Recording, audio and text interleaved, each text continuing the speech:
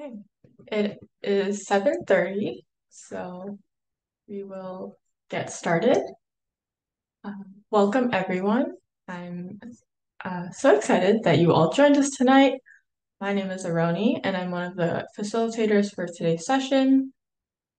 I'm a second-year student at McMaster. I am a national youth organizer for Amnesty Canada, and I also work with the Gender Rights Specialized Team. And before we move on with the meeting, I would like to let everyone know that the meeting is being recorded.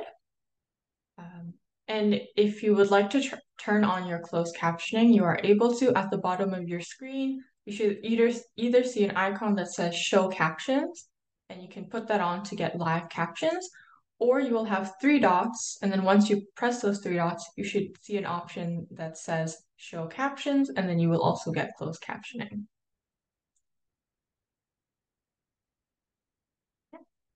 I'll pass it on to Annika if she wants to introduce herself.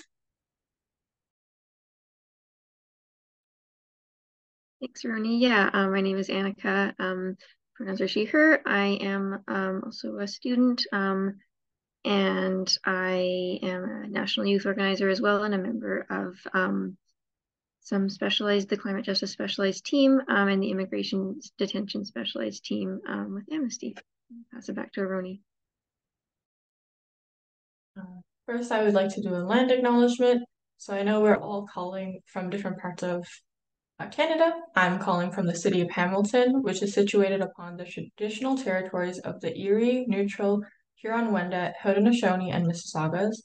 This land is covered by the District 1 Spoon Wampum Belt Covenant, which was an agreement between the Haudenosaunee and Anishinaabe to share and care for the resources around the Great Lakes. We recognize that we must do more to learn about the rich history of this land so that we can better understand our roles as residents, neighbors, partners, and caretakers.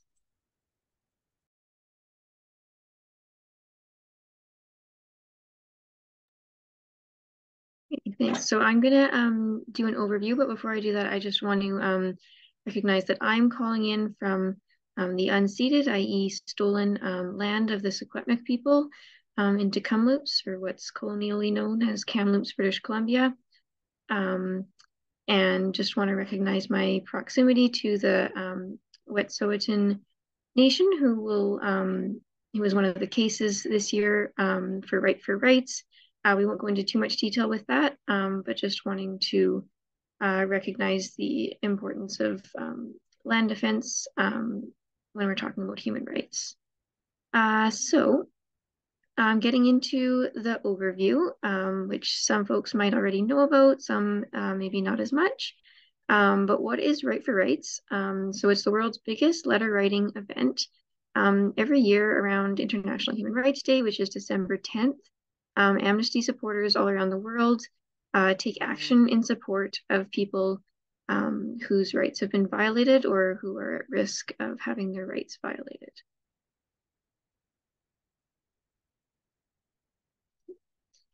So just a quick, a very condensed history.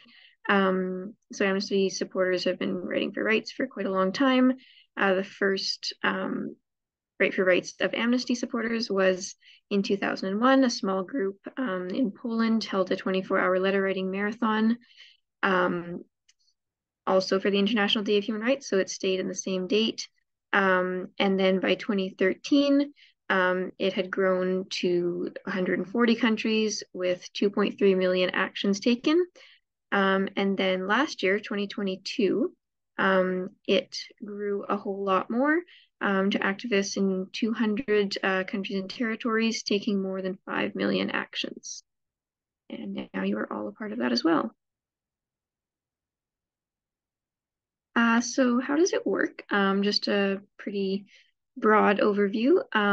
Every year, Amnesty International, on the global scale, the global section, identifies 10 cases of people and communities who are at risk of human rights abuses and are calling for solidarity from people around the world. And then different Amnesty sections, which just means national or regional offices, will choose their focus cases, which might be all 10 of the cases, or it might be a smaller number, and they might add some as well. And they support participants to take action in various ways. So some of those ways will include sending letters to authorities to call on them to protect human rights, um, and also taking solidarity actions to show support for individuals and communities at risk. So why do we write for rights? A few of the goals are to influence world leaders to respect human rights, and improve the conditions, so the situation of the individuals and communities at risk, hopefully ending the human rights violation against them, of course, and in the meantime of that, trying to make things better at least. And also showing solidarity, hope, and love to show that the defenders that they're not alone while they're going through the human rights violation and injustice that they're suffering. So is it effective? We don't write that many letters very much anymore, most people, and so it's fair enough to wonder if this will work. So we do have lots of success stories from previous Right for Rights cases. So that can sometimes look like improved treatment of individuals, and also of people in similar situations by the country's authorities. So that's how sort of some of the effect can spread beyond just the individual cases. Sometimes, often people are released from detention or their charges are dropped. And sometimes there are new laws or regulations addressing the injustice.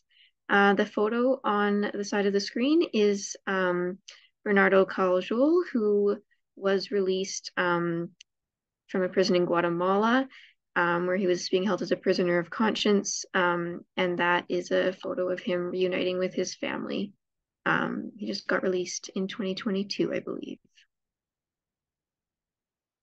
And then just a few more success stories. So I'm going to go into too much detail with these, but you can see many more success stories on the website. But for example, Albert Woodfox was released from prison after I don't remember how many years, but decades of solitary confinement. And Gulzar Tuishanova succeeded in getting her country to recognize the rights of people with disabilities. And for the sake of time, I won't go through the other two at this moment.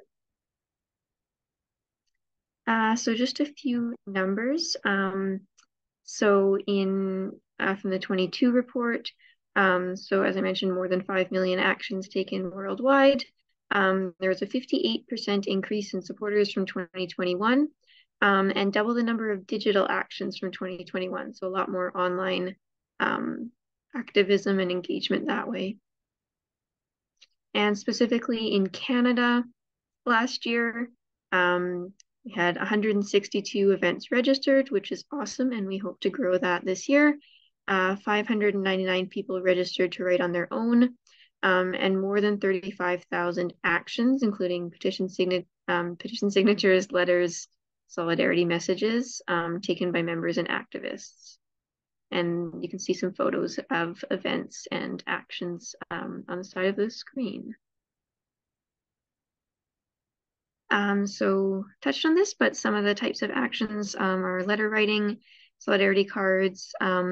Social media posts are also an option to tag authorities directly and show solidarity through that method.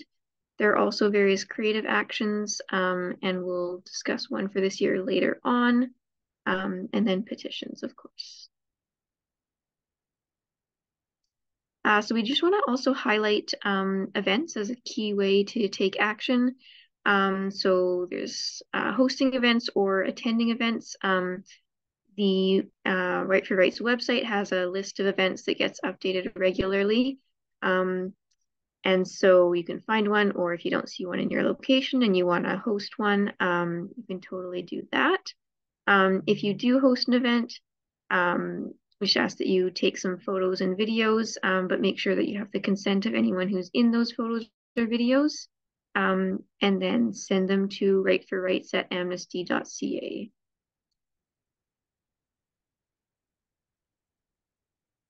And I believe I'm going to pass it on to Aroni. Thank you so much for that, Annika. I've learned so much, and I've been doing Rights for Rights events for years. Those, I believe you mentioned over 5 million actions from 2022, which is just an insane number. So now that we've learned a bit about what Rights for Rights is, we're going to hear a bit about some experiences from people who have hosted Rights for Rights events themselves. I'll share a bit of my experience. So I have attended events. I was lucky enough to attend one downtown Toronto, which is a huge event of Amnesty Canada. And that's where I was also inspired to keep being involved with Amnesty. But one of my most special memories and experiences with Rights for Rights was actually in 2020. If you all remember, it was the one of like the peak of the pandemic. You still have to stay isolated. And I was alone in my room and I saw the cases and I was like, I need to write a letter, at least one letter. And then I took a picture of myself with my letter and I wish I still had the photo. I could not find it for this event, but I took a photo and I sent it to my friends and I sent them the link to the letters and I said, please just write one. And they did. Two or three of my friends wrote letters in their rooms, alone in their house, and they sent me pictures and we all connected. And I think that's when I saw the true power of letter writing. Even if you're just doing it yourself, there's so much power in that, and you yourself can do great things. But that's my experience, and I'm gonna pass it off to our first guest speaker for today. We have Natalie Kalouf, who is a 16-year-old high school student in Toronto, Ontario. She started and is running the Amnesty chapter at her high school. This is her third year with Amnesty. However, she's been an activist since she was very young. Her main areas of focus within human rights include Palestinian human rights, racial and climate justice, and activism aside, her passions include art, science, and sleep. But unfortunately, that's not her expertise because she is most commonly known as Nat the Bat for staying up all night. And Natalie, I relate to that so much. But yeah, feel free to start It's when so you're ready. sad. Hi. Yeah. So for me personally, I started the club at my school last year in the end of December. So Right for Rights was really our first, it was like the launch to our entire club. So that's kind of what brought the most attention, because everyone from our school, it's a high school, right? So they're all like, oh, we've never seen this club before. What's going on in the library? Why is there so many people? So that's kind of the thing that brought the most attention and brought people to come join. At the time, we only had about 10 members, and those members are on the picture on the left. Those were our only first members. And we organized our Right for Rights, just a few people, 10 people.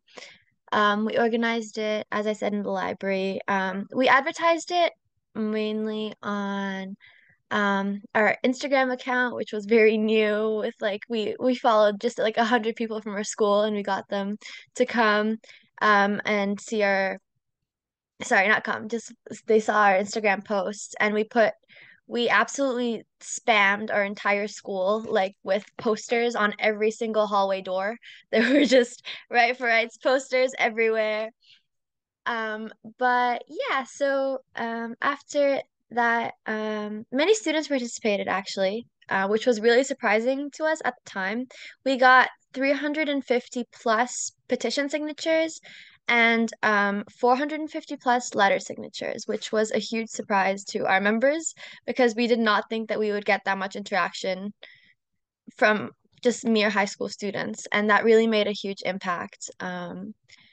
But yeah. It also really opened our eyes, like the members of our club, because we realized that within our school there were a lot of, um, I guess, issues within our school environment because we noticed that there would be groups of people who would come by, sign. So the way we arranged it is we had a whole table, like a really long table, as seen over there in the last picture. Um, we had a whole table with many different letters, and we would just get people to like go across the table and just sign each letter. I pre-wrote all the letters. And we would notice that a lot of people just would skip over anything that had to do with 2S LGBTQIA rights. And that made me and the club members look at each other, and we're kind of like confused as to why there was so much like problems and like prejudice in our school against the 2S LGBTQIA community. So that was a really big concern for us. And I think it was really good that we had this Right for Rights because it got us to open our eyes to a really big problem within our school. So after the Right for Rights, we got to communicate with another small club that was there, but it wasn't really active in our school. It was called the GSA Club, which is Gender Sexuality Alliance Club. Um, and we planned a lot of events after that with them in collaboration to make the 2S LGBTQIA more like accessible and like understood for people who don't know enough about the community or are prejudiced just for no reason at all or because they were just bullies. It got a lot more like recognition, I guess. Um, yeah, so I think Right for Rights really helped us in the sense that we got to know a lot more about the personalities in our school, the different point of views, and it really improved our school community because after that, we worked really hard with other clubs to improve and make our school more of a safe space. And we have seen that now. We have people who openly have pride flags on their school bags, and we've never really seen that before that. So it was really, that's really something that our Amnesty Club is really proud of. Also, ever since then, we've made a lot of actions, whether it's for Iran, for women's rights, for anything. We have a lot of petition signing events, and our club grew a lot since then. We have now around, I think, 88 members when we started from 10 members. So, yeah. And we also have supporters around the school. So it was great. Um, Also, another thing that really made people in our school um, really intrigued is because we were constantly posting amnesty updates on our school's Instagram account. So we actually got two of the people from cases of the Right for Rights events last year to follow us on Instagram. They ended up following us and they shocked the entire school community. And I guess the high school students were really um, impressed because I guess the mind of a high school student is, what is a petition? Like, how is it going to help? How is a letter going to help? Like, we're one person, we're one high school. Like, come on, guys. This is so pathetic. This is not going to make any difference. But after they saw that even the cases themselves recognize our school, they see our letters, and they sent us messages thanking us for our actions. We posted it and we are like, look, the Right for Right case has followed us. And we got a lot more attention and a lot more members because students are opening their eyes and they're like, wait, this actually makes a difference. There's actually an impact here. We're actually changing people's lives. These letters are not meaningless. These petitions are not meaningless. So I think it was really an entire growth. The Right for Rights really growed my entire school community. And yeah, we're so excited for this year's Right for Rights. We're starting planning already. That's amazing, That's it. Natalie. Thank you so much. That was so inspiring. I mean, just being in high school and creating that level of change, it starts in your community, it starts in your school. And the fact that you could get recognition for the LGBTQ plus community in your Yeah, school, like that's just phenomenal. And we're excited for your event as well. Like, I'm very excited to hear. I'll hear about it soon. Um, you will. so next we're gonna move on to our next speaker. So we have Luna Cardenas Ibarra, who is a 20-year-old bachelor student at the University of Ottawa and an Amnesty International youth activist. Her interest in conflict resolution and human rights in Latin America have continued to hone her passion and interest in the field of human rights. She joins us today from Ottawa, Canada, which rests on the unceded and unsurrendered Algonquin and Anishinaabe territory. I'll pass it off to you, Luna.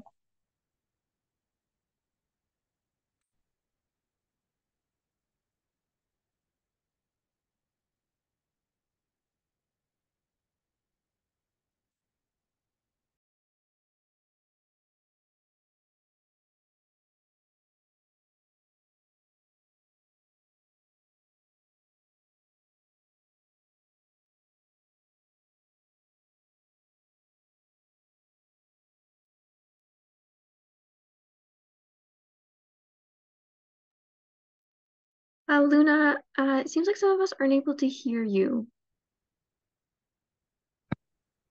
So sorry, are you able to hear me now? Perfect. Yes, thank you. Okay, sorry about that. I will restart. So, good evening, everyone. My name is Luna Cardenas Ibarra, and I'm a longtime Amnesty International volunteer and youth activist. I wanted to take this opportunity to share how Right for Rights has had an impact in my community, which is the University of Ottawa.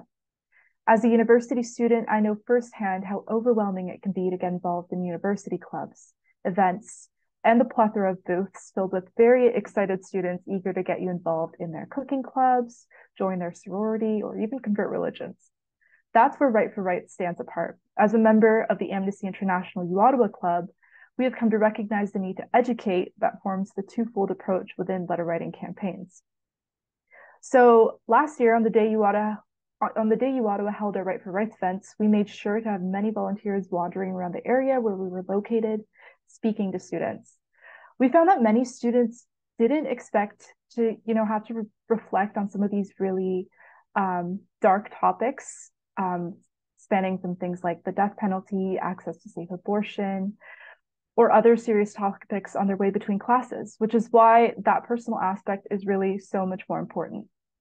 So through a wonderful team of volunteers, all made up of students ourselves, we were able to approach and talk to all the students passing through the UCU, which is kind of like our hub area here at the University of Ottawa.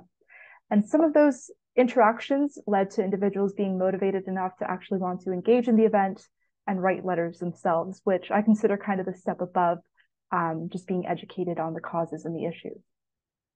Beyond the quantitative success of the 130 letters which were written and sent off, the ongoing meaningful conversations signaled the event's triumph.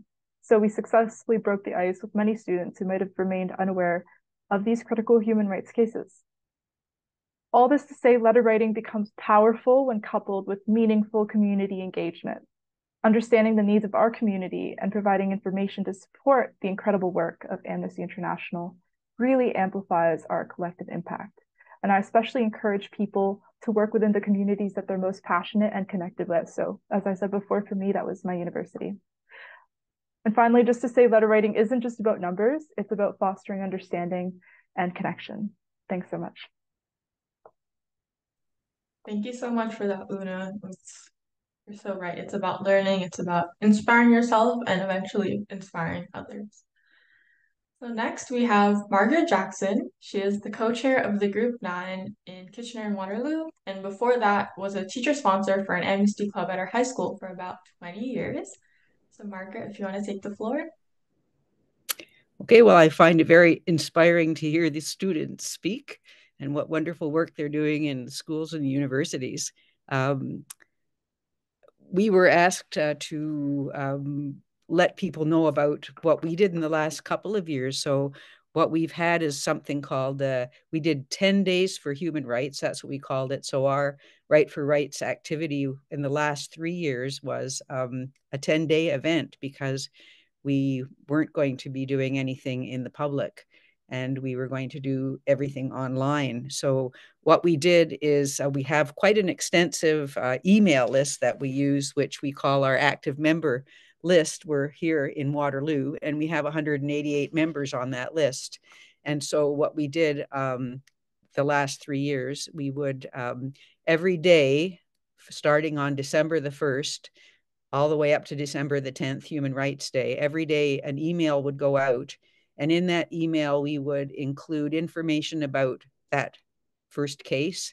We would include the background information that Amnesty provided. We would include information about how to make a card of support, and we would include a sample letter that people could edit themselves. And so that happened every day. And we asked people to collect what they did together, work in their bubbles so that they were maybe at home with their kids or with their friends. And at the very end of it, they brought all the letters together and delivered them to one home in a big box that we had that was outside for Rights, and that went into a group mailing. And we also asked people to send us pictures of what they were doing. So you can see one of the pictures on the left. That's one of the cats that got involved to draw a card and a card of support. We had lots of cards of support, and we put all these pictures up on our Facebook page so that we could share them with others. And anytime that there was a possible link to one of the people, we would send it on to them and hook it up that way. And that's a picture of me in my place with a card that I made, a card of support for a person who was a musician and also loved cats. And then the one on the other side is that each year, even though we weren't meeting in person, we tried to do some kind of activity that would that we could get together. So last year we did actually get together in a small group and all masked and made some cards together. We also got out one year and did the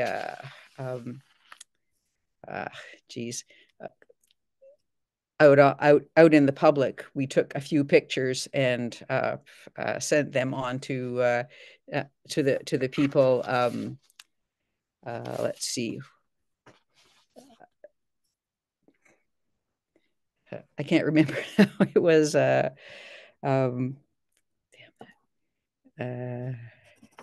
Ukraine before the invasion. There was a case of trying to give support to the to people, and we got out and took a picture out on the Pride walk in Waterloo Town Square and sent that on to people in the Ukraine. So, but this year we're going to be doing an in-person event. But for people who are considering doing something where they can do it online and still feel healthy and safe, then we had a lot of ideas and we were very successful. We had a lot of support from our people, and we got lots and lots of cards, lots of letters, people who made who signed petitions online as well. And so we're glad to be going back and doing a public event this year, and we're hoping that we can get as many people involved as we did with our online event. So. Thank you so much for that. That was that was so nice to hear, and the fact that you guys sent emails every day and you made it so accessible, that's such a big part of activism. It's making sure people can do it. They have time in their day because everyone is busy. They're working, they have kids, they might go to school. So that was just phenomenal to hear. Thank you so much, Margaret. So now we're going to move on to our last speaker, and we have Donna Kearns, who is a member of Amnesty International Group 82 since 2000.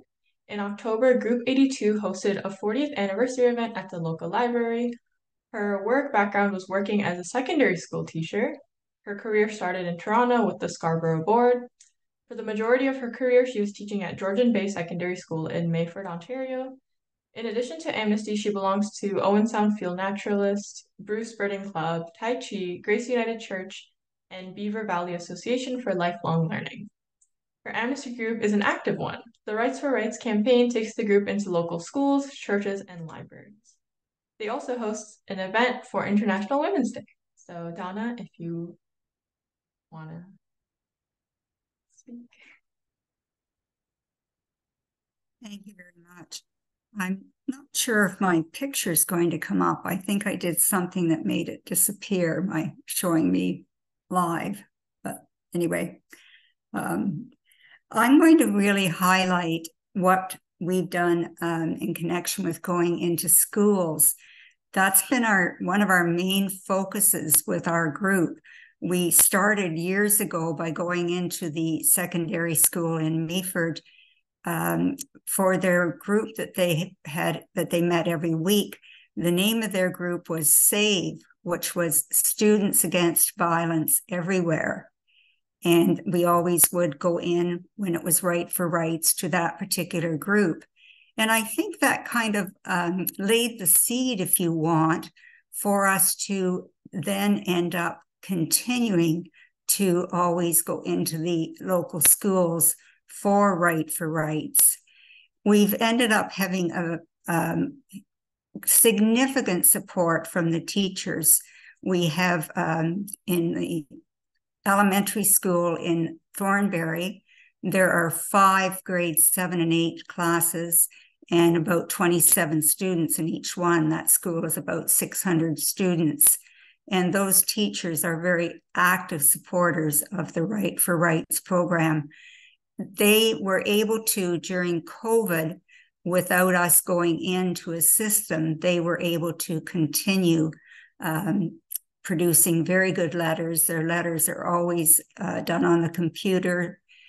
The one thing that I do find is that we always read all of the letters, because you'll be reading a very good letter and then suddenly at the very end, a student might say something that you realize makes it that you can't mail that letter. And there's only maybe 1 or 2 of those each year. We've already contacted our teachers and let them know about the Right for Rights program, and also indicated to them that they will be receiving a package from us to outline the success cases from last year, a couple of the success cases, and some sample letters for the cases that we are going to sort of recommend that they do for this year. They don't always do the ones that we recommend, and that's just fine. We're happy for any letters that they might want to give us. And we have them keep track. We have a chart that each teacher gets, and they keep track of the letters that they write, the solidarity letters. Those we could easily keep track because we get a copy of them, but they also keep track of if there's an online action that happens. So it gives us the chance to sort of know what each classroom has done. We end up that and the petitions too, they come back to us as well. One thing that we started last year, the secondary school in Meaford, Georgian Bay Community School, they have a social justice program or course. And one of the students for their major assignment took on doing the Right for Rights. So that was really, really helpful. And what they did, they went into a lot of classes in the elementary panel and the secondary panel, and they ended up making QR codes and putting those up around the school. So this year we've done QR codes, and we'll be providing all of the teachers that are participating with those QR codes. So that'll be, it's kind of a new thing for us. It's a new approach, and I'm interested to see just kind of how that ends up working. I think a lot of students may be drawn to using a QR code as their way of getting into the action or the petition or however they want to approach it. We are planning to go into a couple of the schools this year. We'll be going into one of the schools in Collingwood and to the one school in Meaford. But we are still going to have lots of teachers that will be participating and then providing us with the letters and petitions and so on. I'm going to share just a little wee story too. We end up that for the month of December, there's a display case in our local library, and it's for not-for-profit groups. And I was changing something kind of mid-December because we put up Right for Rights for the whole month of December. The whole month of March, we have International Women's Day. And I had to get the showcase opened, and the young gal that was opening it for me was a Queen's University student. And she shared with me that she had been doing Right for Rights from grade 6 to grade 12 at the local schools. So it was one of those situations that made me pleased that she had been doing that, and made me pleased that Group 82 in Thornbury had been able to provide that opportunity for her. So I encouraged her to see if there was anything happening at Queen's, and I also showed her in the display case how she could go on the Rights for Rights on her own. What else I was going to share? I had a couple of other comments.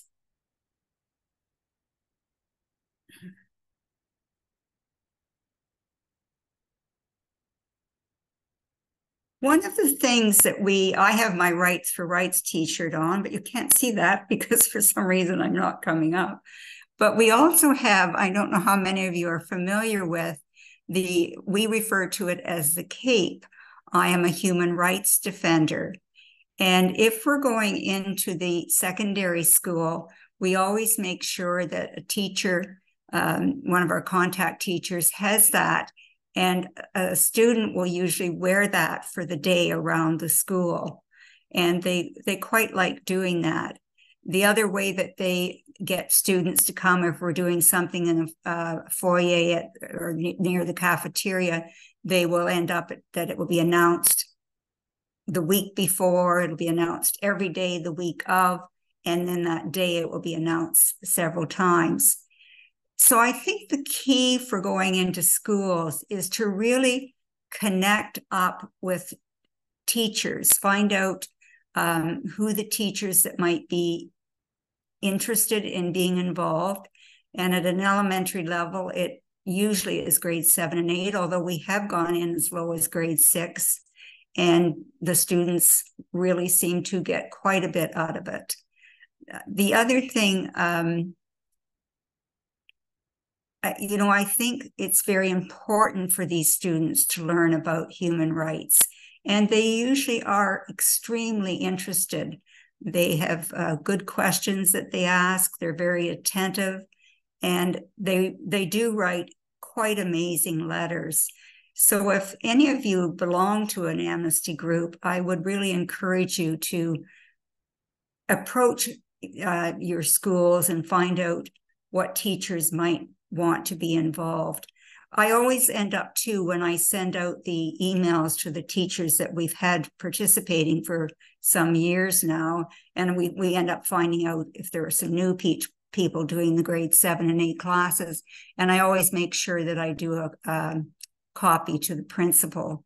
I think it's important that the principal's aware of the fact that someone is going into the school, or that the students are participating, or if our group is actually going into the school.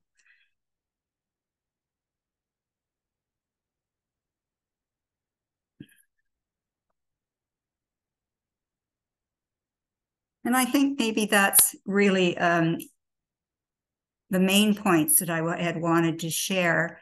And I do feel it's an important place to start with human rights. The young people of today, I think, perhaps might be seeing what's happening in our world and aware of how important human rights are. And I think the Right for Rights program gives them an opportunity to actively participate in the Right for Rights program. So thank you for the opportunity to express sort of the Group 82 and some of the things that we've done in connection with Right for Rights over the years. Thank you so much, Donna. I also did want to note that we can see your screen and we can see your face. So if you want to show I wonder your why shirt. I can't. Yeah, but thank you so much. I agree that it's all about connecting, knowing your audience, and starting young. Like I got involved with Amnesty. Like my first interaction with Amnesty, I was in grade 8, And then right after I finished grade 9 and I met the age cutoff for being a national youth organizer, I applied as fast as I could Good for because you. yeah, Good. as soon as you start young, it's just so nice to see. And getting in contact with teachers was also a big thing. When I ran my club at my high school, I was Mhm. fortunate enough to have a great teacher supervisor, and I told him about our Rights for Rights event, and it was our first Rights for Rights event. Like it was my first event as the president at my school club, and I was so nervous. I was like, maybe no one will show up. Maybe it will be 5 people. And while 5 people is good, I was really surprised because of the efforts of my teacher. He had told all of his classes about the event.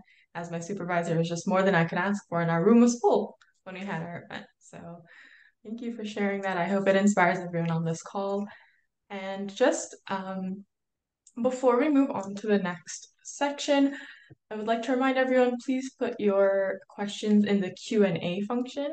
At the bottom of your screen, you should see something that says Q&A, and if it's not at the bottom of your screen, you should have 3 dots that say more, and once you press the 3 dots, you should see the Q&A. So if you do have any questions as we go along, feel free to drop them in the Q&A section.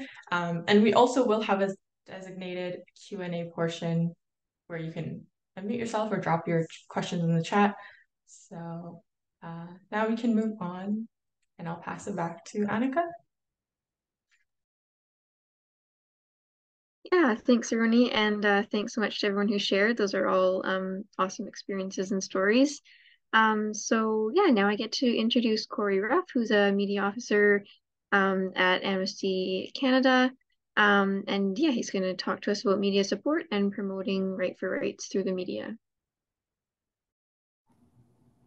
Hi, everyone, and thanks, Annika, for the kind introduction. I want to acknowledge we were just talking about teachers. I'm the product of 2 teachers now retired, and have a lot of respect and admiration for people in the profession. So if you're a teacher, a retired teacher, you want to be a teacher, you liked your teachers, thanks for joining us. My name is Corey. I'm Amnesty's media officer based out of the Toronto office. A big part of my role is working with media agencies to help spread Amnesty's message through the press. So what I'm going to speak to today is not a media training, although we're developing resources to share with Amnesty stakeholders in the new year.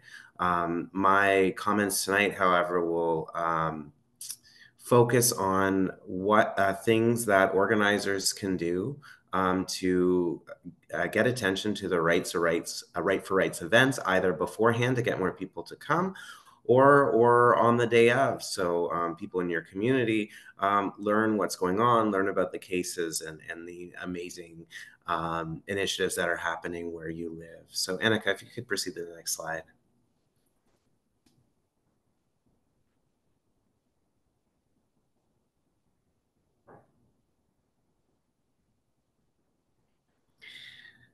Thanks so much. And as you can see by a couple of the pictures I've chosen, though we do serious work and you're all involved, for serious reasons, sometimes it's nice to keep it whimsical.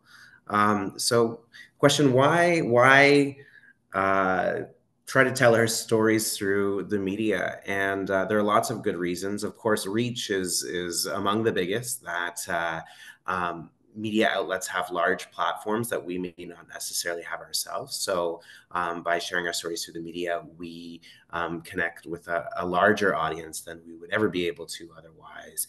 And in the hopes of getting more people involved in pushing powerful decision makers to defend human rights.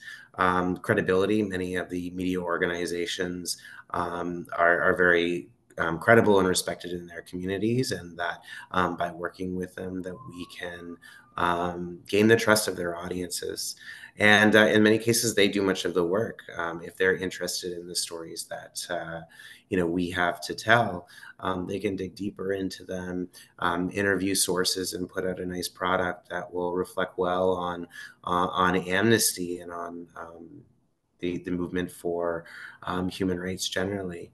Potential cons, and they exist, is journalists are not necessarily experts in the stories that they cover. Sometimes, especially locally, a journalist could be covering a story about sports, about local city council, about arts, about business, what have you, and they may be a jack of all trades, so to speak, and a master of none. So keep that in mind, and it's not usually a huge problem, but it's something that we have to watch out for, that to make sure that journalists have the information and the context that they need to write a fair and accurate story, and also we don't control the final product, with notable exceptions that journalists they protect their independence and defend their ability to write things as they see it. So even though that they have a responsibility to be factual, and most organizations will accept, for example, making corrections, that if they see things differently, they may defend their point of view and their take, and their editors may do so as well.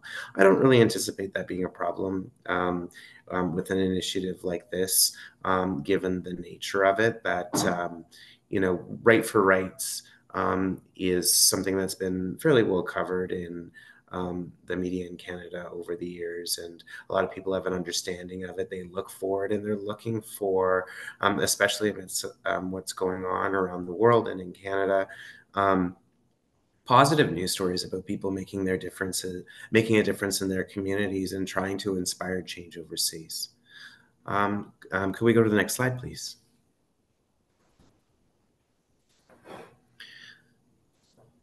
So I'm going to talk a little bit about how to pitch, say, a local media organization on your event. And I'm keeping in mind that folks on this call will be living in very different communities across the country, whether it's a big city to, a mid-sized to large suburb to small towns, and the media landscapes in those environments are very different. So it's not one size fits all. The recommendations I think I'm going to give will focus more on places that have outlets that are very locally focused, as opposed to maybe provincial or nationally focused. And I think that's where we can have some successes, a lot of successes locally, because local outlets, whether they're newspapers or local TV stations or radio stations, are always looking for compelling local stories. You may not think that your event is newsworthy, but for a lot of local radio stations, campus radio stations, local newspapers, this is exactly the type of story that they like to write about, because it's compelling. It's talking about people in the community who have interesting stories, and are getting involved because of the stakes involved, and also because it's something, it's act, I think, globally and act locally, and I think that really resonates with a lot of people who are writing news and are looking for those stories that have connections just beyond, the local town or small city or what have you. So as you're thinking about promoting your event, think about whom to pitch.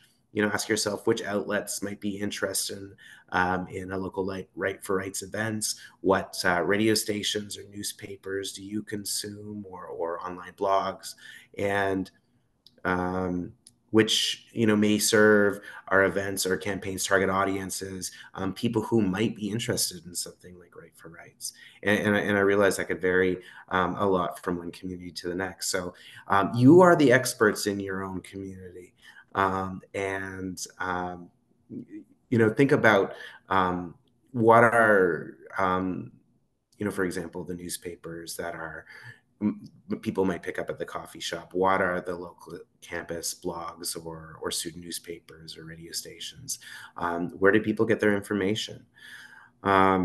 so you can compile a list and gather contact information. Email addresses and phone numbers are often available on the outlet's website, and some news organizations have standard email conventions. For example, at the CBC, with a very few exceptions, if you know the person's first and last name, you can find them by putting their first name dot last name at cbc.ca. And I worked for the CBC for a short time. Mine was Corey.Ruff at cbc.ca. Peter Mansbridge, his was peter.mansbridge at cbc.ca. So if you have a local CBC radio station, for example, in your community, and you know a local reporter or announcer, you may want to give that a try. I'll be preparing a little template media advisory that people could use. So if you want to send it to a small list of folks, that you'll have that resource. Alternatively, sending a tailored message to a journalist or an announcer that you'd like to contact is often very welcome, and it's more personalized, which can carry more weight. Could we go to the next slide, please?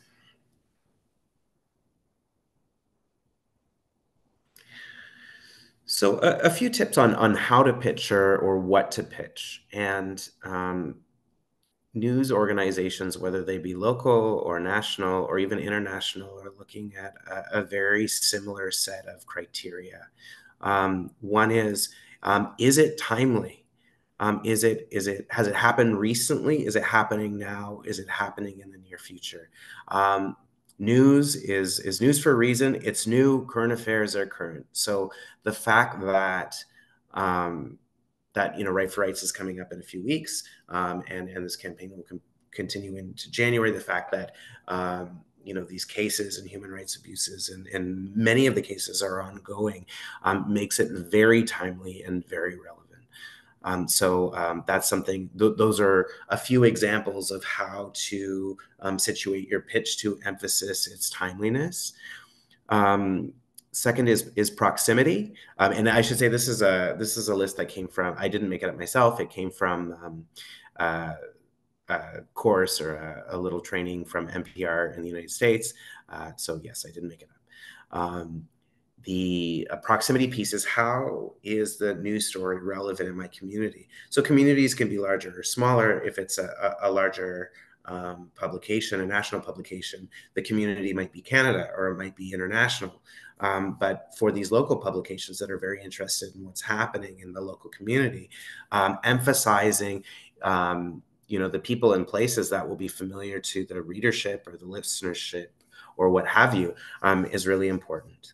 As is a cliche, conflict, controversy, or struggle, it makes things interesting. It gives any story, whether it's fictional or non-fictional, stakes.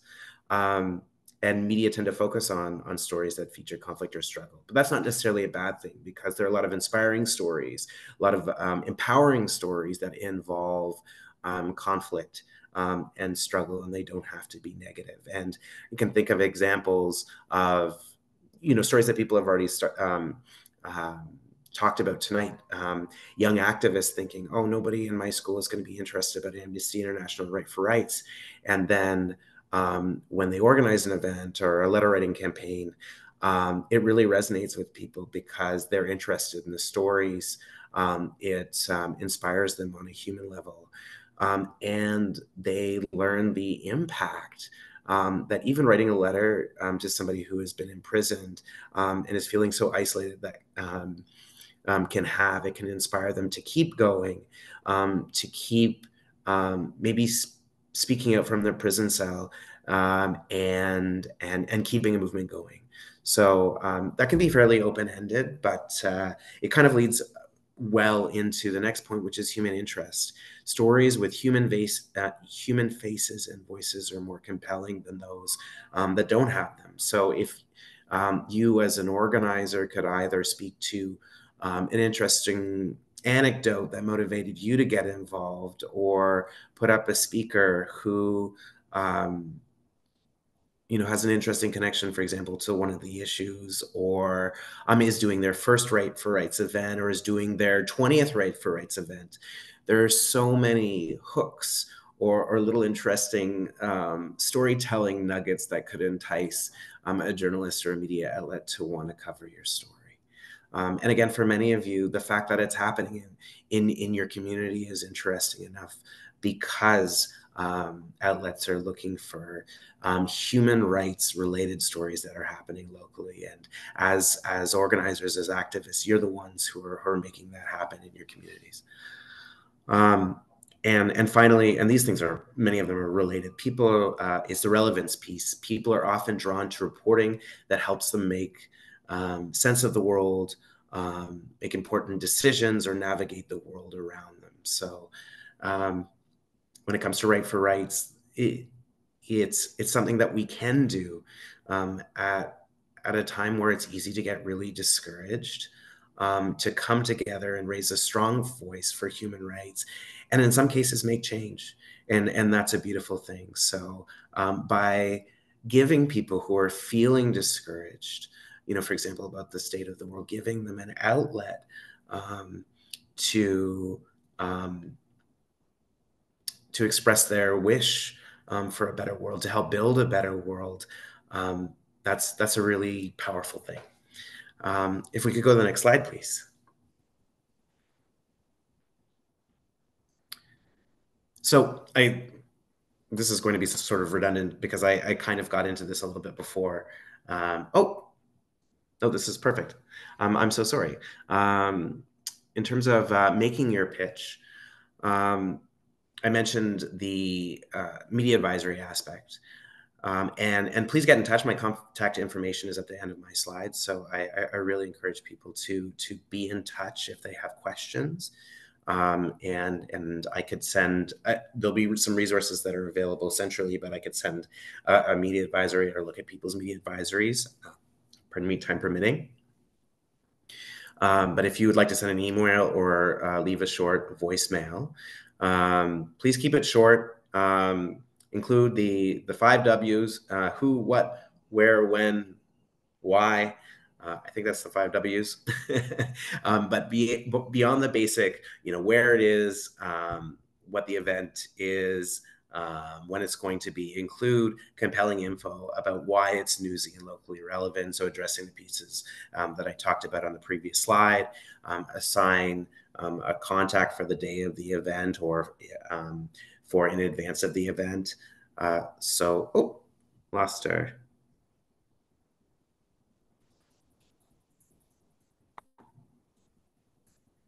Sorry, not sure what happened. I think it's on the back on the right one now. It is. Thank you.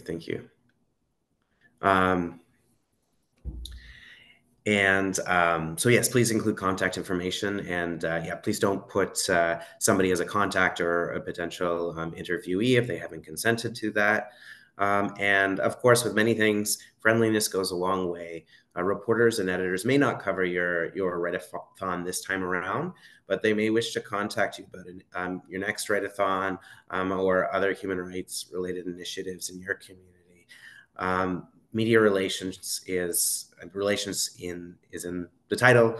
It's a lot about relationship building, and making yourself known to the media outlets in your community will only benefit your group and the amnesty movement down the road. So even if you don't get a bite this time around, please don't get discouraged, because these things pay dividends down the road. And I'll speak on my own behalf. We really appreciate it. Really appreciate it. Please go to the next slide.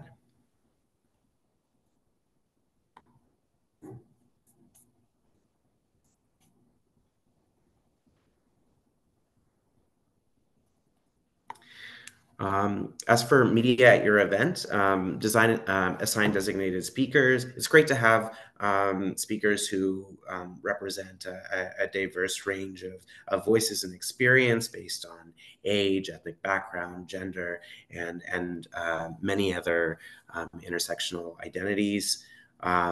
Compelling stories, of course. They don't have to be, worthy of a cinematic Oscar-winning masterpiece to be very interesting. But it's a way for a journalist to kind of weave a human story out of the event. Please understand, to the best of your ability, reporters' needs. TV journalists will want compelling images. If, for example, there's a radio reporter, they may want interesting sounds that will kind of paint that mental picture for their audiences. If you have print resources on hand, those can be very helpful for reference. And I would also be aware of timelines that often they can't stay for the whole event and may need to get in and out quickly, maybe less than an hour, or even in the more dramatic cases, less than a half an hour, particularly, for example, if it's a local newspaper reporter who has to, write about a cat being rescued from a tree, and then the Right for Rights event, and then the local hockey championship or what have you. And then consent is key. Ensure that people aren't filmed or quoted on the record without their consent. Presenters should be, for example, if it's a big public event and people are presenting on stage, they should be comfortable with being quoted in the press. But if they're not, there could be ways to navigate that to ensure that they're not, their names or likenesses don't appear in the media without their, if they're not comfortable. And in terms of messaging, for the cases themselves, the messaging is included. It's all right there. And it's been very meticulously vetted by our colleagues at the International Secretariat. So please don't deviate from that.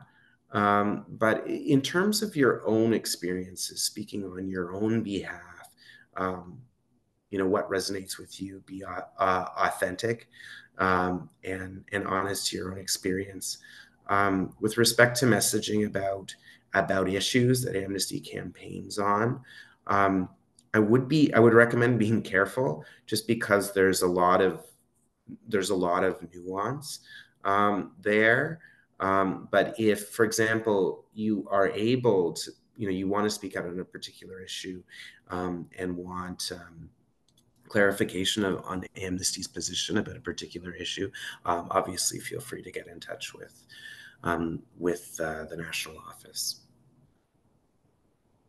Next slide, please. So again, I forgot. This is exciting for this year. Is there is up to $200, including tax, available per group to purchase ads in local publications, radio stations, if possible, if you can get an ad that inexpensive, or promoting your event on Facebook or Instagram. So please contact the outlet as soon as you possibly can about what's required, including ad specs. Deadlines are obviously very important with Right for Rights so close. Please contact us for support with purchasing the ad and placing the ad on social media. I may ask who the right contact would be for that, because I'm actually not personally involved in buying those ads. But if you wish to if you could contact me at media@amnesty.ca. Whoops.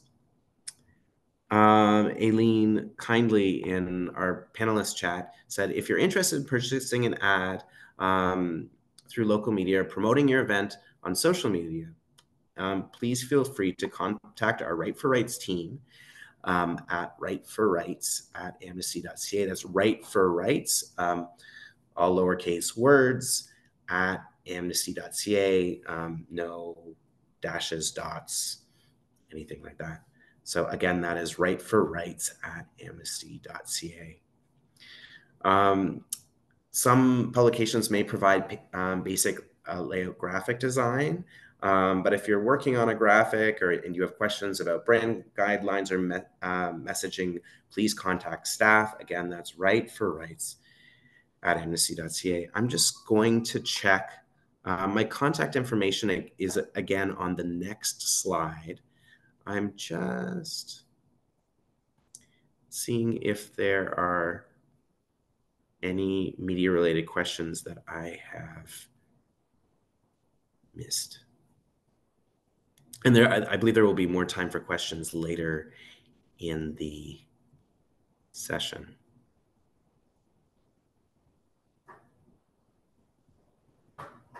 Okay, I may follow. Oh, sorry.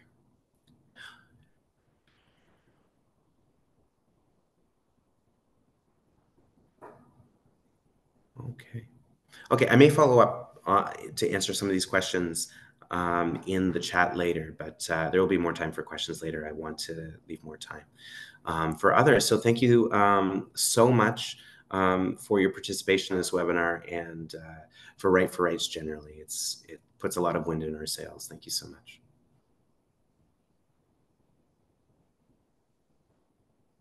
All right. Thank you so much for that, Corey.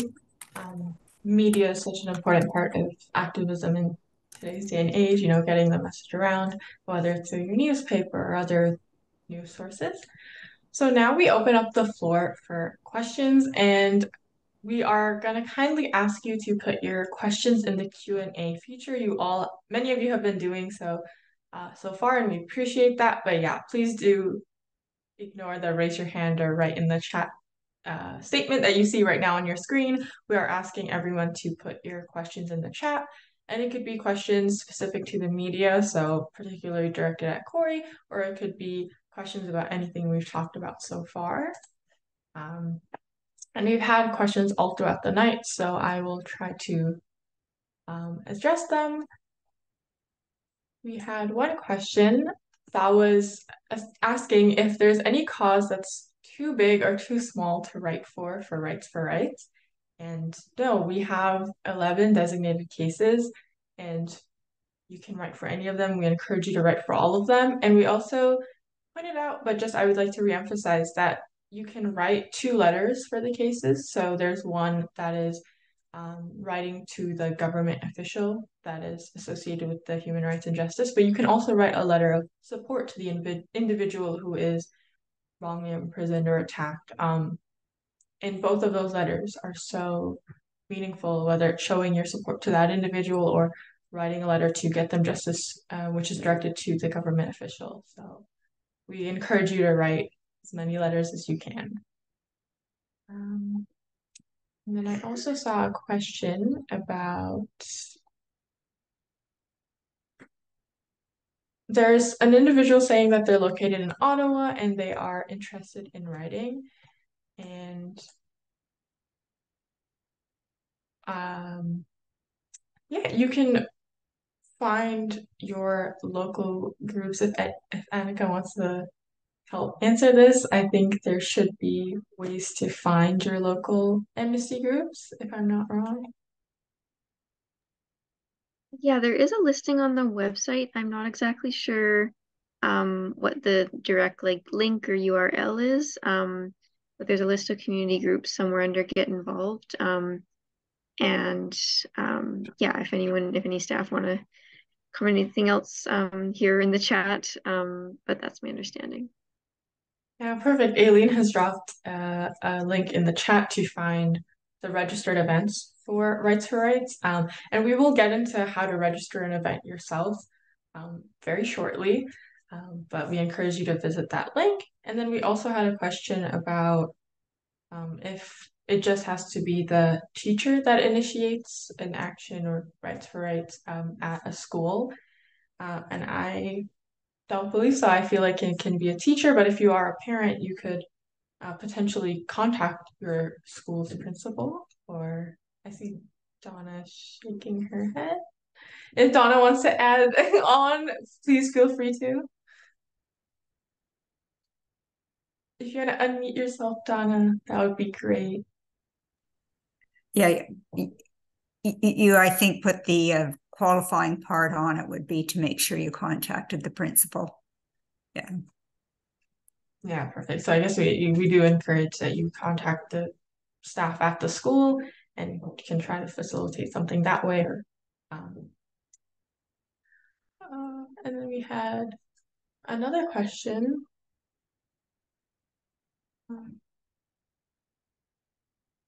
I've always been curious as to how the letters to the victims of human rights receive the letters directed to them. I'm always afraid the officials may not pass on the letters. To answer this, we do make sure that the letters get to the individuals. Amnesty staff works hard. Since you are mailing the letters directly, or if you're writing the letters, then you mail them, but if you are writing an email, then that does get sent. If any staff also want to add on to that answer, please feel free to. All right. And I'm just taking a look at other questions we have. So are we only writing letters to government officials, or are we also writing stories for the media? So in terms of the actual letters, you could write either to the government officials, or you could write a letter of support to the individual who the case is about. And when you're reaching out to media, you could reach out about the specific case, I believe, but you can also just reach out about your Rights for Rights event. So if you're a part of hosting an event, then you can reach out to the media that way and spread awareness about your event and try to get individuals to attend your event. It is 8:41, so these are great questions, and we will have another portion for questions at the end of the event. So right now we're going to move on, and I'm going to pass it back to Annika, but just reiterating one more time that you can continue to put your questions in the Q&A portion, but we also will have another designated time for questions after this next part. So off to you, Annika. Thanks so much, Aroni. And yeah, thanks, Corey, as well for the presentation. So yeah, hopefully this next little section will answer some questions, and then as Aroni said, we'll have time for a few more at the end. So I know we've kind of discussed how to get involved, but we're going to go into a bit more detail and really show you this at this part. So the ways to get involved are to write letters on your own, which is great. You can also connect to there's sort of a video call that will I'll show you how to sign into to join others who are writing on their own. You can also join an event in person or online, or host an event, or do all three. That's also awesome. And so, sorry, just okay, so now I'm going to just stop sharing this screen, and I'm going to share the website where you would actually register, just to try to get everyone familiar with those technical things. Just one moment.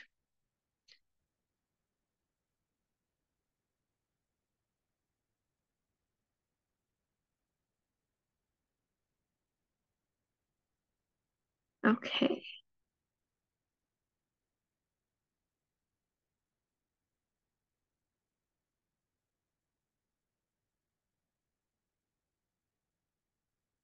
It's just loading. Okay, can everyone see this?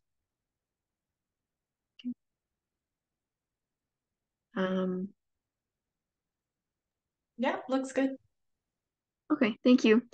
Okay, great. So yeah, this is a map of so what we were mentioning in terms of the map of events. There's also a listing.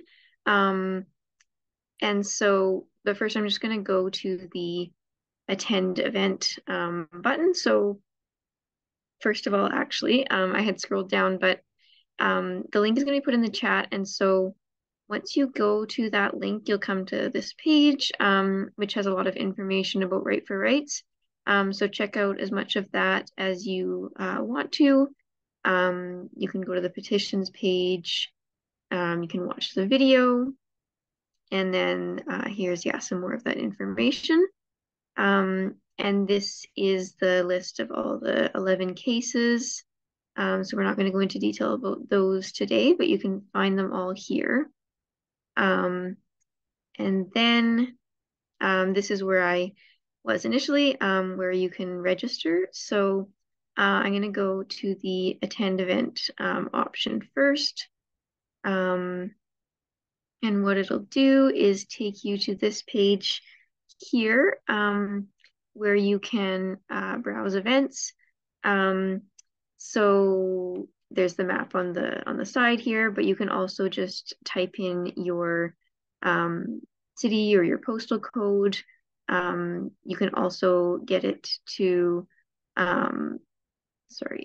include virtual events, and you can choose a date, all that kind of thing.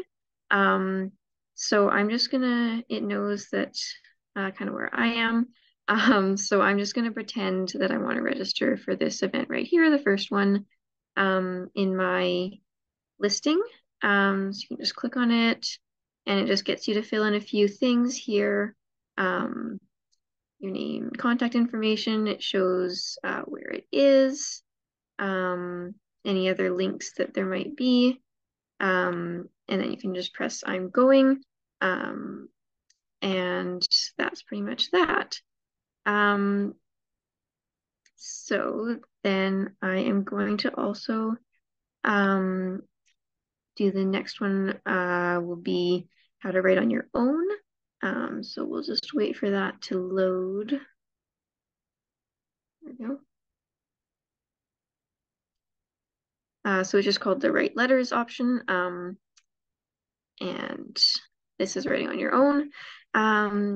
So this, you can just write without joining anything. You can just write in your home, wherever you want, taking action. If you want to join this virtual event, which is all of Amnesty Canada, right now there's 229 people signed up for that.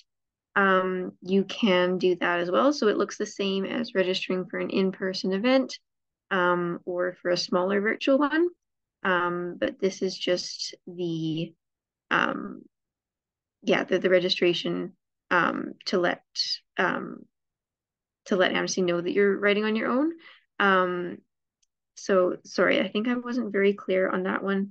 But if you're writing on your own, please register on this page, and then you won't be attending an event. But if you're also attending an event, you can register for that separately. It's not as complicated as I made it sound, so apologies for that. So then the last option, if you want to host an event, which is very encouraged, if there isn't one in your location, you can do that. So I'm just going to show that as well. It is also fairly simple. And so you can, 5 easy steps. I'm not going to go through all of them in a whole lot of detail, but you'll need to create an account on the site and then go through these steps. So I'll just start showing them, but for the sake of time, I won't, as I say, go through everything. So you'll just fill in this information, location. You can make it private if you're doing something with just like some family and friends. You can choose this option here and then it won't show up on the listing. So that's helpful because we do want everyone to register even if it's not a public event. But you won't have to worry about people showing up if you're wanting to keep it private. Okay, so I'm going to go back to the PowerPoint now, because that's kind of the overview of registering. And I think we would, hoping you can all see the PowerPoint. Now I have lost the, okay, yeah, great. And yeah, if you have any questions about that, you can put them in the Q&A. So just some resources. You can find these all on the website that I believe is being put in the chat, just amnesty.ca/right-for-rights. So there's packages for individuals and events. There's also educators' resources. So as we've talked about with school, Right for Rights, case cards, so that's all the information about the 11 cases. Paper petitions if you're wanting to bring those to an event, and sample letters for people who might want some inspiration. And then also just on the side here, we're highlighting to please keep account of your letters, whether you're writing on your own or if you're hosting, and paper petition signatories, because that's how we find out the numbers, like the 5 million from last year. And if you have any questions or if you're wanting some support, you can always email writeforrights@amnesty.ca.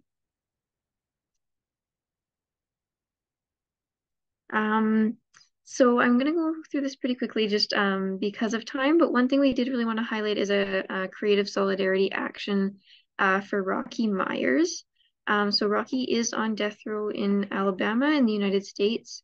And so he's one of the 11 cases, pardon me. And so Amnesty is making a photo album to symbolically take him on a journey outside of the prison.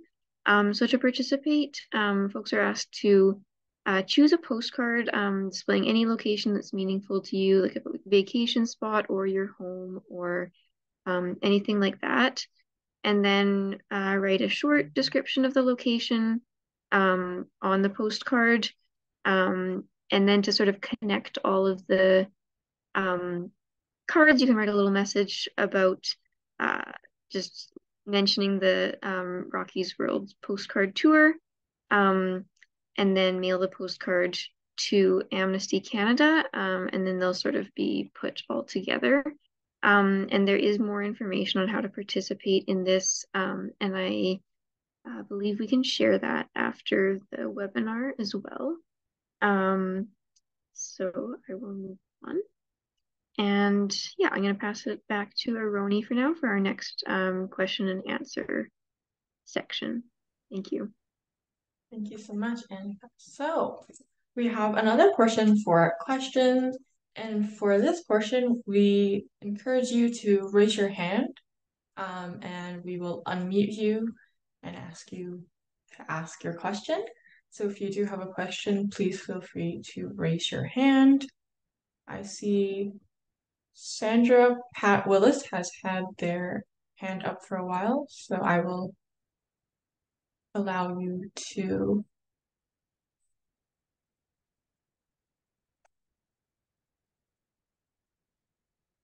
Sandra, if you do want to unmute yourself, please feel free to. And if not, that's fine. Just lower your hand and that'll be okay.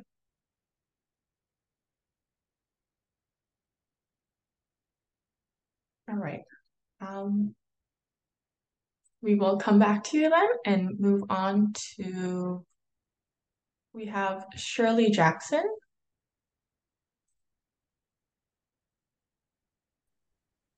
Hello, I'm on the West Coast, actually on the Sunshine Coast, on the unceded territories of the Sechelt Nation. I have registered to host an event, and I was looking for how to potentially order materials. Now, this presentation has been helpful in saying how to do that. When I was on the website, I couldn't find a place that said to order materials, do this. So I'll search more. But in an attempt to perhaps get a little further into the website, I thought maybe I need to log in or sign in.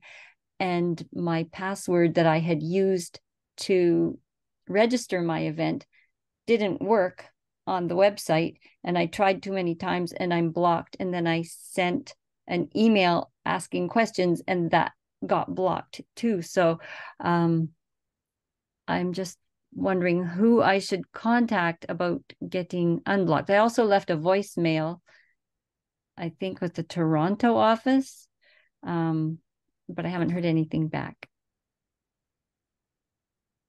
Right. Firstly, we help. Yeah, we apologize for the inconvenience.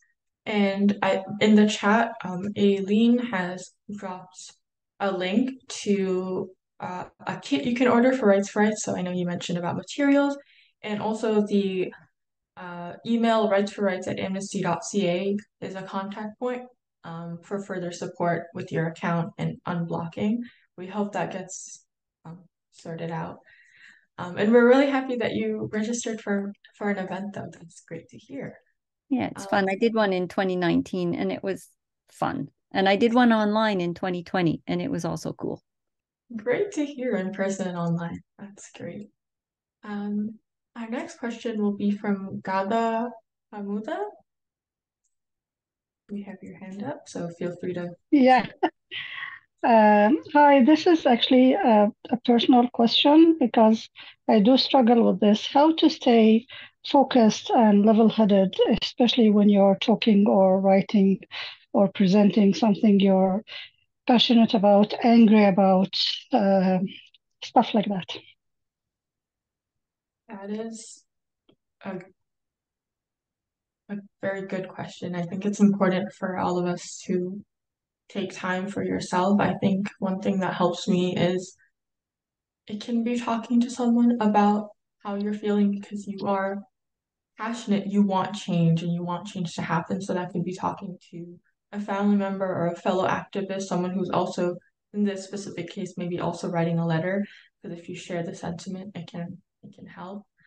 Um, but it can also be taking time for yourself. And while it's important to stay focused on what you're fighting for, what you're writing for, it can also be taking a little break. It can be taking some time for yourself and keeping your peace. Because there's those who are suffering, but it can also be an emotional hurt for you if it's something you care a lot about. Um, if there's anyone else, any of our other facilitators who want to share their advice, I open the floor to you as well. Sorry, my voice. I'd actually like to add on to that.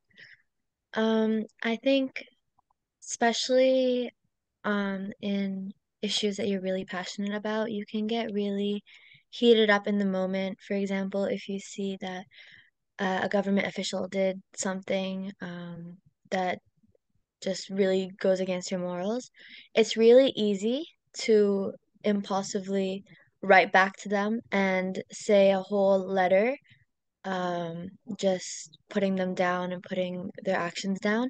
But I think the main thing that we want to portray is know that when you receive information that's really affecting your, like, when you're being mentally affected by something that you read, it's really important, as Aroni said, to take just a breathe, and then if you want to take action upon it, write in the most respectful way as possible, because we do know that we get the most, what's it called? What's the word that I'm looking for? Aroni. Impact. There we go. When we're being as formal and approachive as possible, because let's be honest, they're not going to respond to you if you're yelling at them through an email or a letter. So it's the easiest way to get your message across is by writing as calmly as possible. So take that moment to step away and then come back and do whatever actions you'd like to do. That's just my advice. Thank you for that, Natalie. And we hope that helped Gada. And yeah. Now I see Corey has his hand up. I just wanted to add, something. It's okay if you have to step away. That is something that, writing a letter is one thing. It's fairly easy to step away. But if you're in an interaction, especially, obviously, if you don't feel safe, then it's perfectly, encouraged to leave a situation where you don't feel safe. But if you're in a situation where it's becoming, too heated, and you feel that you need to take a break from the conversation, then by all means say, this is getting too heated for me, or I can't discuss this anymore, or I'd like to, step away and compose my thoughts and come back. Then by all means do so. That it's hard to, especially in today's climate, to quote unquote win arguments, but we can plant seeds. And another if, for example, if we're addressing a group, preparation helps also. If you are someone who feels they need to prepare their remarks in advance, it's another way to stay focused. So, I mean, it's people are different, and different things work for different folks, and all of the recommendations that others have provided already may be good options for you. Again, it just depends on the individual. So thank you. It's a wonderful question, by the way. Thank you for that insight, Corey. We're gonna do one more question. I think we have Mary Leslie. You have your hand up. If you still have your question, feel free to ask. Yeah, I have a question for Natalie. I'm about to go into my local high school for the third time, and I have had 2 replies from my own letters I've been writing for 33 years. But I've never had a high school student that got a reply. And I'm wondering, were you using Instagram? Is that how you got replies from the people you were writing for? Or what was your magic? Yeah, so it wasn't exactly a reply for our Right for Rights. It just, we have our school's Amnesty Instagram, and we would post a lot about our Right for Rights, and we would post pictures of, consensually, of course, of like, for example, wait, I can show you, like, just students partaking in the event and things like that. And because of that, we got members who were on the cases. For example, I don't know if you can see that. Okay, yeah. Okay. Banyuaz, he actually followed us and he started liking all of our posts.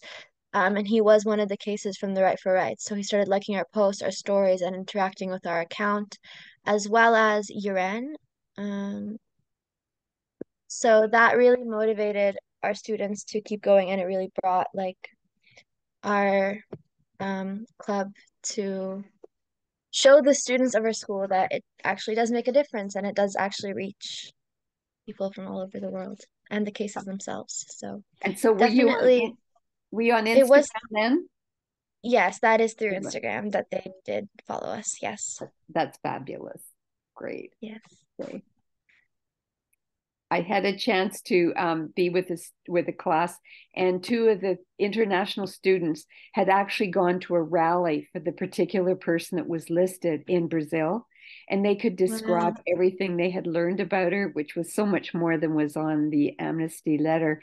And it was a lovely experience for the class. That must be amazing. Thank you for sharing. Wow. Yeah, thank you. So thank you so much for that question and for that great response. So we are going to move on. Just for the sake of time, we do have a feedback form which will be put into the chat. And we ask that you take just 2 minutes to fill out this form. It'll help us get a bit of insight as to how you guys felt about today's session, any comments, feedback, suggestions you have. We highly, highly encourage you to fill it out. It's quick, 2 minutes. If you want to do that, that would be phenomenal.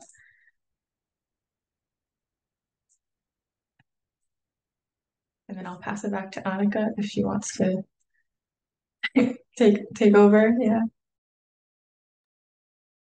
Yeah, so we just have one quote there just from Bernardo Caldwell, but I'm just gonna skip that for the sake of time. But it is can be found on the website, I believe. So yeah, we just wanted to thank you all so much for joining us and engaging and just being interested in Right for Rights. We really appreciate that. The recording will be shared with everyone within the next couple of weeks over email. And if you have any other questions, you can email rightforrights@amnesty.ca. Also, for anyone who was interested in hosting an event and had a question that didn't get answered, you're welcome to stay on for a few minutes, and we might be able to answer that afterwards. And yeah, otherwise you can also find more information anytime at amnesty.ca/rightforrights. And I believe that's it. So thank you again so much. Yeah, I also would like to thank everyone. It was so nice to be able to talk about rights for rights, hear the experiences, hear about the media, and hear your own experiences, and hear your questions. So yeah, we are here. Um, if you have any questions, you can raise your hand, you can drop it in the Q&A function, and we'll try to get to it.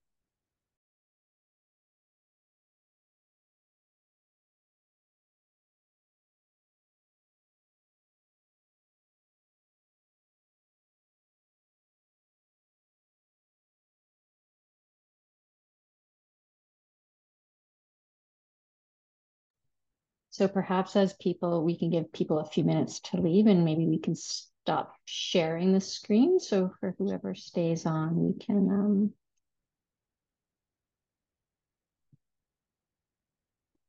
we can make sure we see them.